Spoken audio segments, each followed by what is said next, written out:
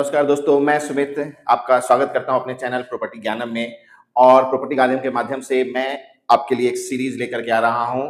जी हां दोस्तों, सुमित की एस्टेट पाठशाला। जी हां दोस्तों, इस पाठशाला में हम लोग रियल एस्टेट के अलग अलग जो टॉपिक्स हैं उस पर हम लोग बात करेंगे और एक मेरी कोशिश पूरी रहेगी कि आपको एक संपूर्ण ज्ञान मिल सके और आपको उसका बेनिफिट हो। तो जी हाँ दोस्तों, तो इसी क्रम में मैं आज लेकर के जो सीरीज आया हूँ, इस सीरीज में बहुत मेरे व्यूअर पूछते हैं कि इन्वेस्टमेंट के लिए मुझे बताइए जहां पे मेरा रियल एस्टेट में सुरक्षित और कम समय में मुझे अच्छा रिटर्न मिल सके। ठीक है, तो उस क्रम में आप मुझे बताइए कि कौन सा जगह अच्छा रहेगा, कौन सा प्रोजेक्ट अच्छा रहेगा।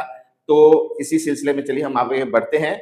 और मैं आपको बताना चाहूंगा कि अभी मैं दिल्ली एनसीआर रीजन में गया था इसी क्रम में, तो मैंने देखा वहां पे कुछ प्रोजेक्ट देखे, कुछ जगह देखा, एरिया देखा, सब जगह का मुआयना करने के बाद मैं एक कंक्लूजन पे पहुंचा कि यहाँ पे हम लोग आपको मतलब कि एनसीआर रीजन में एक जगह है आपको वृंदावन। जी हाँ दोस्तों, वृंदावन जो कि यूपी से लगे हुए हैं और बहुत ही अच्छा स्ट्रेटेजिक लोकेशन अभी वो है और ये बहुत ही अच्छी तरीके से वो डेवलप हो रहा है। तो उसके बारे में हम जानेंगे कि वहां पे करना इन्वेस्टमेंट करना कैसा रहेगा, सेफ रहेगा या नहीं रहेगा। ठीक है, और रिटर्न का कैसे बेनिफिट है, ये सब सब बातों पे हम लोग अभी विस्तार पूर्वक इसमें चर्चा करेंगे। तो चलिए दोस्तों हम बताते हैं। तो आगे बढ़ने से पहले सबसे पहले मैं बता दूं कि वृंदावन में सबसे बड़ा लोकेशन मतलब कि वो क्यों करें, इन्वेस्टमेंट क्यों करें, वाई। जी हाँ दोस्तों, ये बहुत ही जरूरी है। वाई हम लोग वृंदावन में क्यों इन्वेस्ट करें। तो मैं आपको बताता हूं कि वृंदावन में इन्वेस्ट करने का सबसे बड़ा रीजन जो है वो आज के डेट में ये है कि वृंदावन जो है बहुत ही अच्छे तरीके से यूपी गवर्नमेंट और के थ्रू डेवलप किया जा रहा है। ठीक है, और वहां पे वृंदावन कॉरिडोर बन रहा है। जैसा कि आप सब लोग को पता है कि वृंदावन कॉरिडोर को बनाया जा रहा है और उस पर बहुत सारे अभी प्रोसेस में जमीन अधिग्रहण का काम चल रहा है, जिसपे बहुत तरह टाइम टू टाइम कुछ कुछ प्रॉब्लम भी आता है। ठीक है, लेकिन उस पर सरकार बहुत तेजी से काम कर रही है, जिसका एक बहुत ही अच्छा स्पिरिचुअल हब क्रिएट करने की कोशिश वहां पे गवर्नमेंट कर रही है। तो वृंदावन में हम लोग इसलिए करना चाहिए क्योंकि वो बहुत ही अच्छी तरीके से डेवलप हो रहा है। और बहुत सारे फैक्टर पे बात करते हैं। एक तो लोकेशन, अगला फैक्टर है लोकेशन। जी हाँ दोस्तों, वृंदावन की बात करें तो वृंदावन जो है वो अपना दिल्ली से बहुत ही नजदीक है, करीब 1.5 से 2 घंटे की दूरी पे आपको वृंदावन आ जाता है। और बहुत सारे लोग जो है दिल्ली एनसीआर रीजन के लोग वीकेंड में वृंदावन में आते हैं। ठीक है, स्टे करते हैं और वहां पे अलग अलग जगहों पे दर्शन करने के लिए जाते हैं। एक सबसे बड़ा फायदा क्या है कि कहीं भी किसी भी डिस्ट्रिक्ट में अगर कोई डेवलपमेंट होता है तो गवर्नमेंट का प्रोजेक्ट किस तरह से गवर्नमेंट वहां काम करेगी, ये बहुत बड़ा ही फैक्टर रियल एस्टेट में मायने रखता है कि गवर्नमेंट का काम कैसा चल रहा है। तो जो बताता हूं मैं आपको कि सपोज मान लीजिए कि ये वृंदावन का नक्शा है, तो वृंदावन के एक साइड से आपको पता होगा यमुना एक्सप्रेस वे जा रहा है। जी हाँ दोस्तों, यमुना एक्सप्रेस वे जा रहा है और एक तरफ से NH-90 NH-2 आपको दिल्ली मथुरा आगरा हाईवे जा रहा है। ठीक है, तो ये दो बड़े बड़े हाईवे हैं, इस हाईवे के बीच में आपको वृंदावन पड़ता है और यही यमुना पे एक्सप्रेस वे पे जहां से मतलब कि आप ग्रेटर नोएडा से चलते हैं तो मैक्स टू आपको 1 से सवा घंटा लगता है। आप वृंदावन कट के पास आ जाते हैं और यहाँ से वृंदावन के लिए शहर की तरफ घूम आप चले जाते हैं और वहां पे आप दर्शन वगैरह, मंदिर वगैरह सारा सब कुछ घूम सकते हैं। उसी तरह से NH-2 मतलब कि दो बहुत ही स्ट्रेटेजिक लोकेशन है कि दो बड़े बड़े हाईवे, एक एक्सप्रेसवे और एक NH-219 आपको नेशनल हाईवे यहाँ पे आपको मिलता है। ठीक है, तो लोकेशन की बात में करें तो लोकेशन पॉइंट ऑफ व्यू से बहुत ही अच्छा है। ठीक है, दिल्ली से नजदीक है, एनसीआर रीजन जो भी लोग बाहर से भी आते हैं वो लोग भी आपको यहाँ पे मतलब कि घूमने के लिए आते ही आते हैं। तो आगे चलते हैं। उसके बाद है आपको कि टूरिस्ट। जी हाँ दोस्तों, लोकेशन का आपने समझा, वाई समझा, टूरिस्ट का। जी हाँ दोस्तों, सालाना आपको 9 करोड़ से 9.5 करोड़ तक लोग आपको वृंदावन में आते हैं घूमने के लिए। जी हाँ दोस्तों, और वहां पे स्टे करते हैं, जिसमें कि आप मान के चलिए कि सालाना ही आते हैं। मान के चलिए कि फॉरेन टूरिस्ट की बात करें अगर, तो फॉरेन टूरिस्ट इसमें यहाँ पे 50,000 से लेकर के 60,000 तक ये फॉरेन टूरिस्ट आते हैं। ठीक है, ये आपको मैं एक जो डेटा है जो आपको जो नेट पे अवेलेबल है उस डेटा के आधार पे मैं आपको बता रहा हूं, थोड़ा बहुत ऊपर नीचे हो सकता है। ठीक है, अब इसमें हम आगे बढ़ते हैं कि अब टूरिस्ट आते हैं उससे क्या बेनिफिट होता है। जैसा कि आप जान रहे हैं कि टूरिस्ट प्लेस पे ही ज्यादातर लोग घूमने के लिए आते हैं और आजकल इंडिया में जो आपको हिंदू धर्म के जितने भी पिलग्रिम्स वगैरह हैं, जितने भी आपको स्थल हैं, उसको सरकार उस पर बहुत ही ज्यादा ध्यान दे रही है और उसको आगे बढ़ाने का कोशिश कर रही है। जैसे कि आप देख सकते हैं अयोध्या में किया जा रहा है, काशी विश्वनाथ में वो कॉरिडोर बना, फिर से महाकालेश्वर में कॉरिडोर बना, उसी तरह से वृंदावन में भी गवर्नमेंट भी कॉरिडोर बना रही है और जिसके कारण से टूरिस्ट का अट्रैक्शन जो है वो बढ़ता चला जा रहा है। ये हो गया। उसके बाद से बात करें आपके, तो यहाँ पे ये जो है आपको होटल, जी हाँ दोस्तों, होटल जो है आपको यहाँ पे करीब करीब आपको बोला जाए तो 1000 के अप्रोक्स में यहाँ पे होटल है, ठीक है। और जितने टूरिस्ट आते हैं उसके अपेक्षा में होटल, होम स्टे और धर्मशाला को मिला अगर दे तो ये बहुत ही वहां पे कम है, ठीक है, अभी के डेट में, और धीरे धीरे ये बढ़ता ही चला जा रहा है, ठीक है। तो अगर आप हम लोग, इसलिए मैं बता रहा हूं कि रियल एस्टेट में इन्वेस्ट अगर करते हैं, कोई ऐसा जगह लैंड लेते हैं, फ्लैट लेते हैं, कुछ ऐसा सुविधा जिसमें कि हम उसको रेंट आउट कर सके, तो आपको वहां से रेंटल इनकम जो है बहुत ही अच्छा निकल कर आएगा। मैंने एक एनालिसिस किया था, एक डेटा सर्वे किया था, मैं उस सर्वे को आपको बताना चाहूंगा। जैसे कि आप एवरीडे जो यहाँ पे है 2 लाख से आपको लेकर के 2,60,000 तक आपको इसमें टूरिस्ट आते हैं एवरीडे वृंदावन में। आप मान के चले हैं कि अगर 2,60,000 ही मानते हैं डेटा, उसमें से मान लेके चले कि 50% लोग जो है वो वहां आते होंगे, दर्शन करके चले जाते होंगे, कुछ लोग धर्मशाला में स्टे कर जाते होंगे, कुछ लोग जो है कि कोई जानने वाले हो वहां स्टे कर देंगे। तो अगर मान लीजिए कि 50% भी अगर वहां पे स्टे अगर करते हैं तो 1,30,000 लोग हुए, ठीक है। अब 1,30,000 लोग होते हैं, उसमें से जो मैंने आपको डेटा बताया होटल का जो डेटा है वो करीब 800 से 1000 होटल है, 1000 ही पकड़ लेते हैं हम लोग कि 1000 अगर होटल है वहां पे, तो अगर 1000 होटल अगर वहां पे है तो आप मान के चलिए कि हर एक रूम में अब हमारे पास एकोमोडेट करने के लिए कितने 1,30,000 लोग हैं।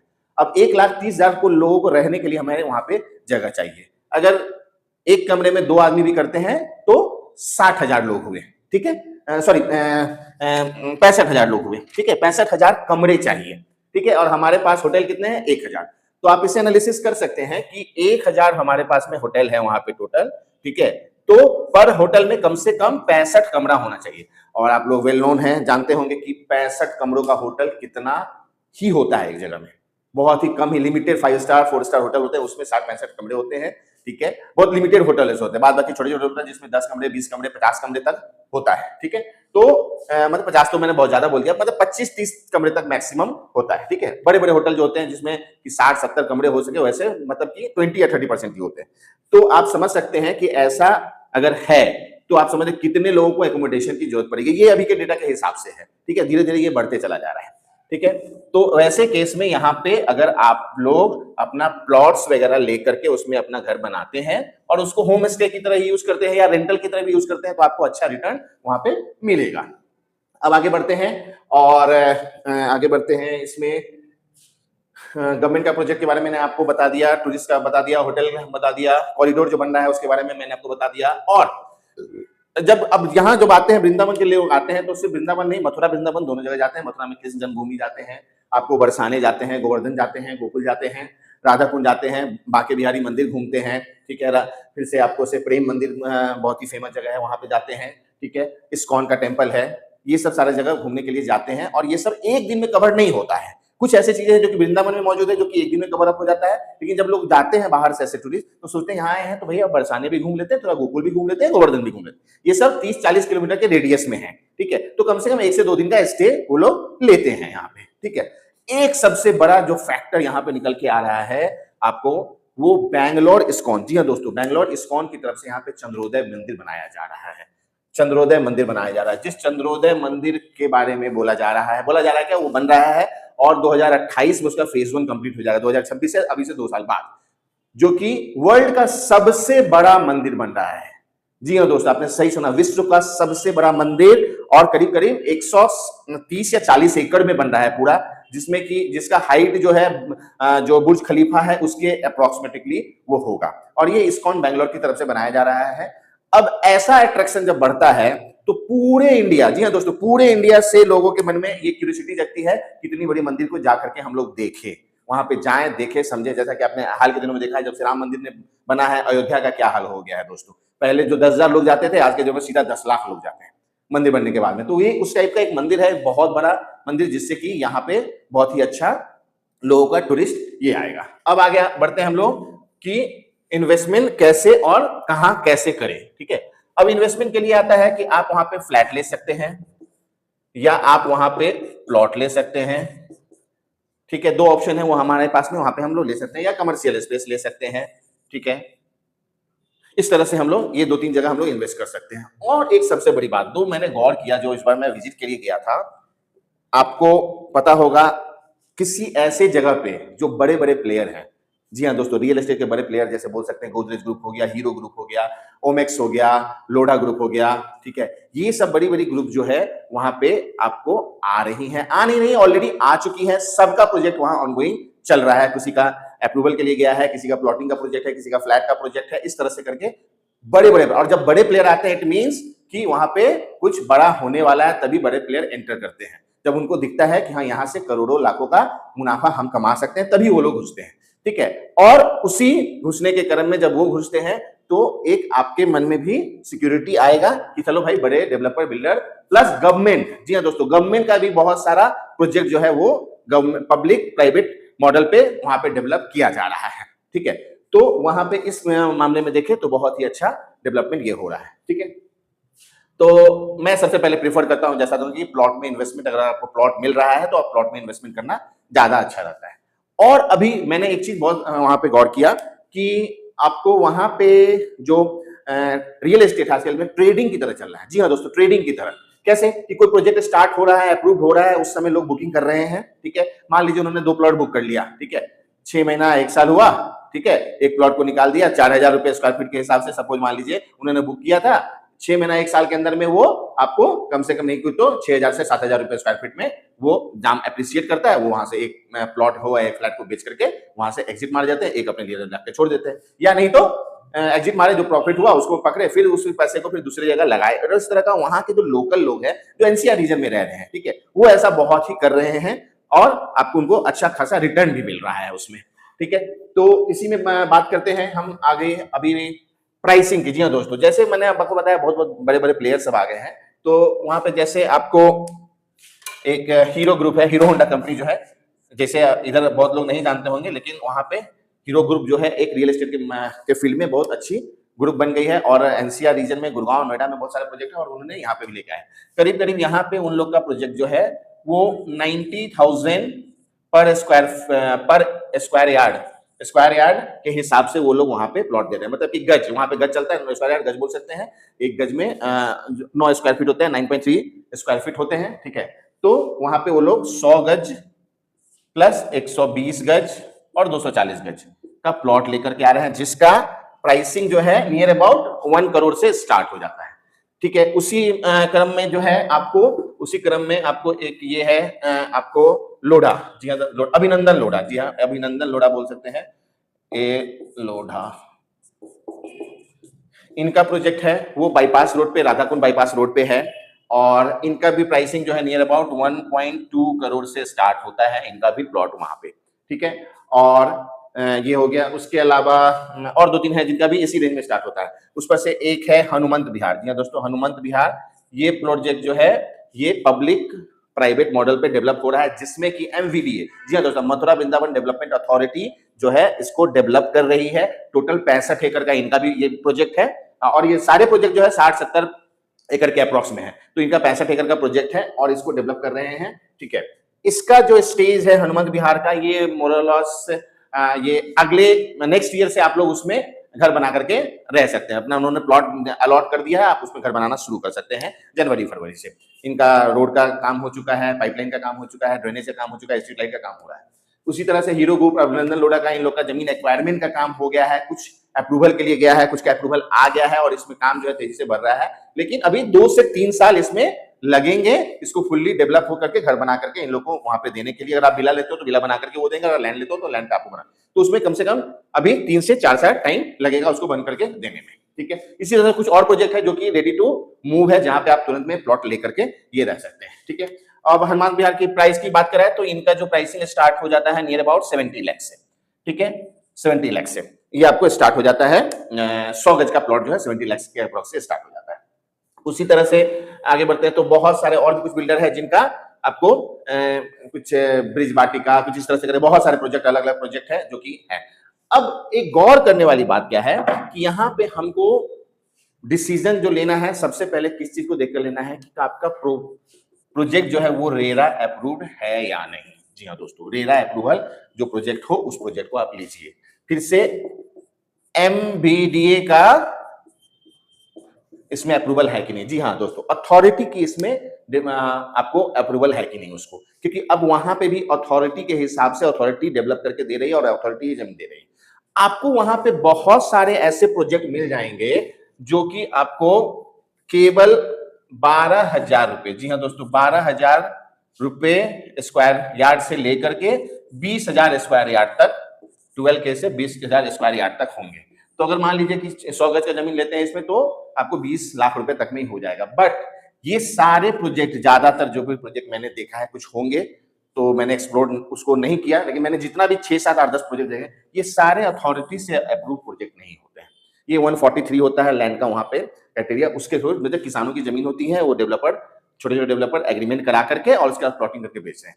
बट इसमें मास्टर प्लान, जी हाँ दोस्तों, मास्टर प्लान जो देखना, अप्रूवल के साथ साथ मास्टर प्लान देखना बहुत ही जरूरी है। बहुत सारे ऐसा प्रोजेक्ट मैंने वहां पे देखा जिसके मतलब कि चारों तरफ से बाउंड्री वॉल कर दिया गया हुआ था और बाउंड्री वॉल को एमबीडीए ने उसको तोड़ दिया हुआ था, वो टूटा हुआ पूरा सब जगह लगा। मैंने पूछा वहां पे लोगों से तो उन्होंने बताया कि ये अप्रूवल नहीं था, तो बुलडोजर आकर के एमबीडीए का बुलडोजर आकर के इनसे गिरा दिया गया है। तो जब ये अप्रूवल फिर से आएगा इसका, तब जाकर के हम लोग इसको सेल आउट पे लेकर के आएंगे अप्रूवल के बाद। तो इसमें गौर करने वाली क्या चीजें हैं, आपको मैंने जो बताया उसमें पहला रेरा का अप्रूवल, उसके बाद से आपको वीडीए का अप्रूवल, उसके बाद से आपको मास्टर प्लान चेक करना है, मास्टर प्लान चेक करना है। उसके बाद फिर आपको लोकल अथॉरिटी से लैंड का क्लियर टाइटल पता करना है। ये 4 चीज को पहले हमको इस पे ध्यान देना है, ठीक है। जो डेवलपर से ले रहे हैं, जिस डेवलपर से ले रहे हैं वो किस मॉडल पे काम कर रहा है, उसका बैकग्राउंड क्या है, ये चीज को हम लोग को ध्यान में देना है, ठीक है। अब एक कंपैरिजन इस पे आते हैं कि ये हो गया, तो इस तरह से देखा जाए तो वृंदावन में जो हम लोग इन्वेस्टमेंट कर रहे हैं, वो अगर ये सब क्राइटेरिया को फुलफिल करके कर रहे हैं तो वो आपका सेफेस्ट इन्वेस्टमेंट होगा और आपको उसमें रिटर्न अच्छा मिल सकता है। अभी एक मैं छोटा सा एग्जांपल, अगर आप मान लीजिए कि कोई भी ऐसा प्रोजेक्ट लेते हैं जिसकी कीमत 70 से 80 लाख रुपीस होती है पर बोलते हैं टोटल 100 गज का, 100 स्क्वायर यार्ड के प्लॉट का, तो उसमें किस तरह से आपको इनकम जनरेट कर सकते हैं ये समझिए। 100 स्क्वायर यार्ड में के लैंड में आप, जी हाँ दोस्तों, 17 मीटर, जी हाँ 17 मीटर हाइट तक का आप बिल्डिंग को बांध सकते हैं। तो आप G+3 उसको कर सकते हैं। 10 मतलब कि 17 मीटर हो गया आपको नियर अबाउट 45 फीट के अप्रोक्सीमेट, तो 4 फीट का आप उसको 4 से 5 फीट का प्लेन पकड़ लीजिए, 10 फीट का पहला, 9 फीट का 2 ऊपर 3, मतलब कि G+3 तक का आप लेते हैं। 17 मीटर तक आप उसको यूज कर सकते हैं जिस तरह से यूज करें। अब अगर मान लीजिए कि आप 17 मीटर तक यूज किया, आपने G+3 बनाया, ठीक है, उसमें G+3 बनाया तो ग्राउंड फ्लोर सपोज मान लो आपने अपने लिए रख लिया, तो 3 फ्लोर ऊपर बनाया, 3 फ्लोर पे 3-3 बेडरूम का करके आपने बनाया वहां पे, ठीक है। तो कितने 9 रूम वहां पे आपके पास में बन के रेडी हो गए विथ लैट्रिन बाथरूम। उस हिसाब से आप डिजाइन कीजिए कि उसको उस तरह से हम बनाए कि इसको हम होम स्टे में यूज कर सके। जी हाँ दोस्तों, और ये भी हमें चेक करना होगा कि जहां पे हम जमीन ले रहे हैं वहां पे ये अलाउ है कि नहीं कि हम वहां पे होम स्टे बना सके। होटल के लिए अलाउ नहीं होगा, लेकिन होम स्टे के लिए अलाउ करते हैं, ठीक है। तो अगर आप उस तरह से करते हो तो आपके पास में कितने 9 कमरे, 9 रूम्स आपके पास में रेडी हुए, ठीक है। तो 9 रूम्स अगर रेडी होते हैं, ठीक है, आप बॉस गए किस्मत में। अगर मान लो इस 9 रूम्स का बनाने का खर्चा जो रहेगा G+3 का, अगर मान लीजिए टोटल स्क्वायर फीट मैंने कैलकुलेट किया था मोटा मोटी, अगर 2800 स्क्वायर फीट तक का करते हैं तो नियर अबाउट 55 से 56 लाख रुपए तक का आपका इन्वेस्टमेंट उसको बनाने में लगेगा। तो आपने मान लीजिए कि 70 लाख की जमीन खरीदी, 50-55 लाख, 60 लाख रुपया पकड़ लो, 60 लाख रुपया का आपने वो बना लिया, घर बांध दिया उस पर, तो आपको 1,30,00,000 रुपए का टोटल इन्वेस्टमेंट हुआ आपका, ठीक है। अब इसमें आते हैं कि 9 रूम्स हैं। अब उस 9 रूम्स में से आपको 1,000 रुपया, जी हाँ दोस्तों, सीजन विजन सब मैं भूल जाता हूं, सिर्फ नॉर्मल कैलकुलेशन करता हूं, 1,000 रुपया भी पर रूम अगर आपको बचता है आपका मतलब कि रूम लगता है, ठीक है। हो सकता है कि कभी 9 रूम लगे, कभी 5 रूम ही लगेगा, लेकिन आपको सीजन में 1000 का 4000 भी, 1000 का आपको 2000 भी मिलेगा, ठीक है, 3000 भी मिलेगा। हम कुछ नहीं करते, हम गए हालत में बस 1000 रुपया पकड़ते हैं कि 9000 रुपये, 1000 रुपया हमको एक रूम से मुझे आ रहा है, ठीक है। तो 9 रूम है तो कितने हो गए, 1000 इंटू 9 मतलब कि 9000 रुपया पर डे का आपका आया, ठीक है। इसको कैलकुलेट करेंगे 30 से, ठीक है, तो 2,70,000 रुपया। जी हाँ दोस्तों, 2,70,000, 2,70,000 रुपया आपका मंथली यहाँ से इनकम जनरेट हो सकता है। 70,000 रुपया आपने मान लिया मैंने कि आपका मेंटेनेंस में खर्चा हो गया, ठीक है। 2 स्टाफ रखेंगे, ठीक है, महीने का है, 2 स्टाफ रखेंगे और साफ सफाई सब कुछ करके 70,000 रुपया पकड़ लो मैक्सिमम आपका उसमें खर्चा हो गया, तो बच गए कितने, 2 लाख रुपए, ठीक है। मान लो कि 1,30,00,000 में अगर आप मान लो कि 70 लाख रुपया लोन भी आपने लिया था, ठीक है, 70 लाख रुपया लोन भी लिया था, लोन का ईएमआई कितना जाएगा, अगर आपने 20 साल के लिया तो मोटा मोटी एक कैलकुलेशन है कि लाख रुपया पे 1000 रुपया का आपका जाता है, ठीक है।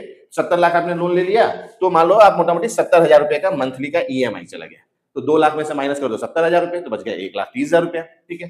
30,000 रुपया और पकड़ लो और मिसलेनियस कुछ खर्च हो गया, ठीक है, वो मेंटेनेंस वगैरह सोसाइटी का ये सब कुछ करके हो गया, तो मान लो कि 30,000 उसमें चले गए, फिर भी 1 लाख रुपया इसमें बचेगा, आपको आराम से बच सकता है। अब हम समझते हैं कि इस इनकम को अगर हम आधा भी कर देते हैं सारे खर्चे घटाने के बाद में, लाख रुपया और पकड़ के और भी आधा खर्चा कर देते हैं, तो 50,000 रुपए भी माइनस कर दो, फिर भी आपके सब कुछ करने के बाद में 50,000 रुपए का आपको रेंटल इनकम आराम से लगेगा, ठीक है। ये सीन 1 हुआ। सीन 2 ये हो सकता है कि आप कुछ मत करो, आप भाई मेरे को उतना मगजमारी नहीं करना है, 3 फ्लोर है, अगर आपने उसको फर्निश करके बेड वगैरह सब कुछ लगा हुआ करके आपने दे दिया तो आराम से वहां पे 25 से 30,000 रुपया का rental income, normal rental income, कोई भी बैंक एम्प्लॉय से लेकर के कोई भी फॉरेन टूरिस्ट से जो 1 महीना 2 महीना के लिए आते हैं उस टाइप के लोग 25,000 रुपया 30,000 रुपया महीने के पे ले लेंगे। 3 फ्लोर आपका अपने लगा दिया, 25,000 रुपये ही पकड़ते हैं तो 75,000 रुपया का महीना आपको आएगा। उसमें से बैंक का ईएमआई भी कटा दीजिए, अगर मान लीजिए कि आपने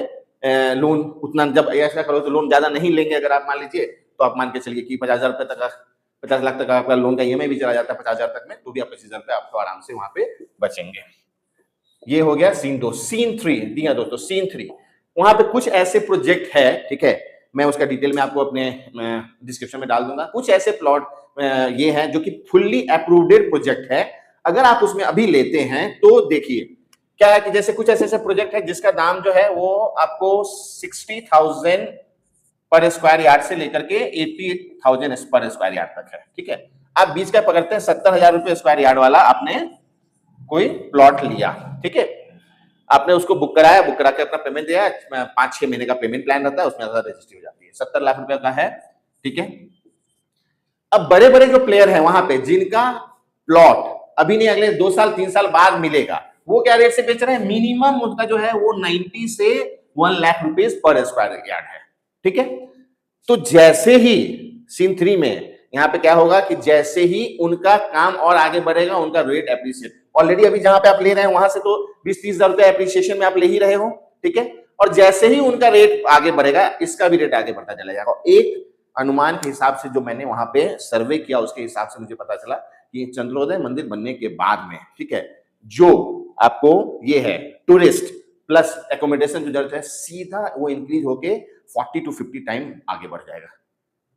जी है, तो आज 100 आदमी आ रहा है और सीधा बढ़ करके सीधा आपको 150 आदमी हो जाएगा, तो इस तरह का ये होगा। तो ये एप्रिसिएशन 2 साल या 1 साल के अंदर में आप जो 70,000 वाली प्रॉपर्टी ले रहे हो वो मैं आपको लिख करके, जी हाँ दोस्तों, लिख करके स्टैम्प पेपर पे दे सकता हूं कि अगर 70,000 रुपए के हिसाब से अगर आप ले रहे हो तो ये आपका आने वाले 1 साल के अंदर में मिनिमम से मिनिमम 1,20,000 से लेकर के 1,40,000 तक, जी हाँ दोस्तों, आपने सही सुना, 1,20,000 रुपए से लेकर के 1,40,000 रुपए तक हो जाएगा, मतलब कि डबल का एप्रिसिएशन मोटा मोटी आपको वहां पे 1 साल के अंदर में मिल सकता है। अगर आप चाहो तो रख सकते हो या नहीं तो आप एग्जिट कर सकते हो।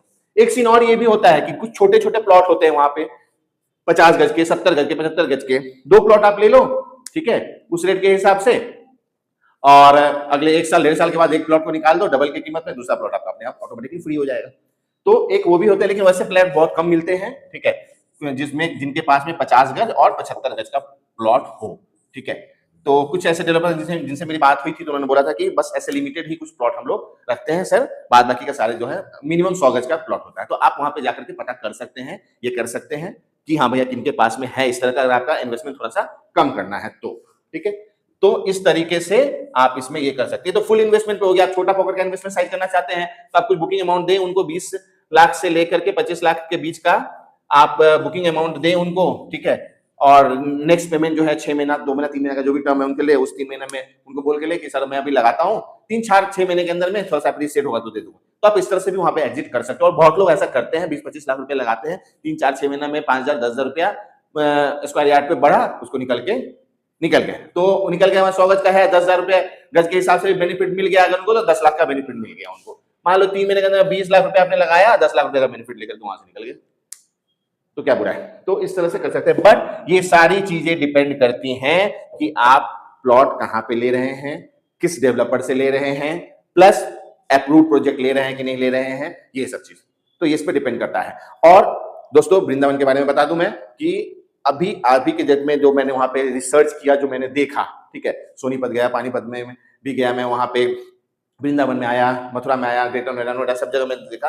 तो मुझे जो सेफेस्ट, सुरक्षित और एक अच्छा रिटर्न देने वाला जो जगह दिखा मुझे अभी वहां पे, कम पॉकेट साइज में भी और बड़े पॉकेट साइज में, वो मुझे वृंदावन लगा ऐसा, ठीक है। तो मैंने वो अपना आपको एक्सपीरियंस मैंने शेयर किया। ऐसे आप जो भी चीज यहाँ पे मतलब कि प्लॉट लेते हैं, फ्लैट लेते हैं, तो अपने बुद्धि विवेक का इस्तेमाल करके, लीगल एक्सपर्टीज से कांटेक्ट करके, सारा सब कुछ दिक्कत हो तो आपको, जैसा कि पता है मैं हमेशा legal service free of cost provide करता हूं अपने कस्टमर को। तो उसमें अगर कोई हेल्प होगा तो वो मैं हेल्प करूंगा, जिसमें कागजी कार्यवाही में कोई पैसा नहीं लगता हो, ऑनलाइन चेकिंग वगैरह ये सब जो भी चीज हो, ये सब जो भी होगा वो फ्री ऑफ कॉस्ट करके हम लोग दे सकते हैं। हाँ, आपको पूरा सर्टिफाइड कॉपी वगैरह चाहिए लीगल ओपिनियन के साथ में, तो उसके लिए आपको पेमेंट करना पड़ेगा। लेकिन जो फर्स्ट चेकिंग होता है, जिसमें कि आपको पता चल जाता है कि हाँ भैया प्लॉट कैसा है, प्रोजेक्ट कैसा है, बिल्डर का बैकग्राउंड कैसा है, ये सब चीज हमें फ्री ऑफ कॉस्ट हमारी टीम आपको करके देगी। तो आशा करता हूं कि आपके सारे क्वेश्चनों का जवाब मिल गया होगा, ठीक है। और कोई ऐसा शहर, जगह आप चाहते हैं इन्वेस्ट करना और उसके बारे में जानना चाहते हैं, तो मुझे कमेंट बॉक्स में लिख करके बताएं, और मैं उस पर पूरा 100% कोशिश करूंगा कि मैं आपको उस पर सही जानकारी प्रोवाइड करूं। थैंक यू सो मच दोस्तों, आपको इतने सब से पूरे वीडियो को देखने के लिए। हमारे चैनल को लाइक सब्सक्राइब जरूर कर दें, और कभी भी इन्वेस्टमेंट करें तो सोच समझ करके, फिर मैं एक बार फिर से बोल रहा हूं, सोच समझ करके, लीगल वेरिफिकेशन सब कुछ के साथ में करें। मेरी सहायता की जरूरत हो, हमारी सहायता की जरूरत हो, तो जरूर हमें याद करें, और आप निश्चिंत होकर के इस मतलब की जगह पे आप इन्वेस्टमेंट कर सकते हो, सब कुछ सोच समझ करके। थैंक यू, धन्यवाद, राधे राधे दोस्तों।